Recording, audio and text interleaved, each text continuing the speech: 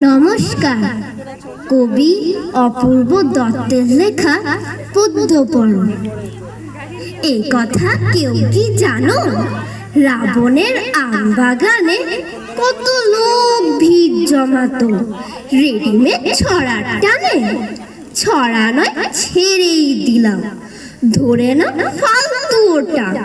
দুর্বল মিল দিয়ে তার পেছনে মিথ্যে ছোটা।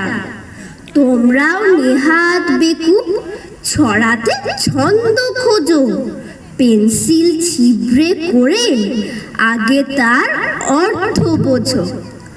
তবে হ্যাঁ, ছড়ায় নাকি নাম ছিল মন্দোদরী। শরীরের সঙ্গে হেলায় মিল দিত গয়না বড়ি। মেঘনাদও কম ছিল না, মিল নিয়ে করতো খেলা।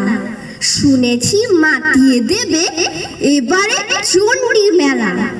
ছেড়ে দাও, অনেক হলো, বক বক বকম বকম। বাল্মীকি শুনলে আবার বলবেন অন্যরকম। সুতরাং পাঞ্জা কষে ছড়ায় হাত মক্ষ করো। খ্যাতিনাম এসব ভুলে রবিকার পদ্য পড়ো। নমস্কার।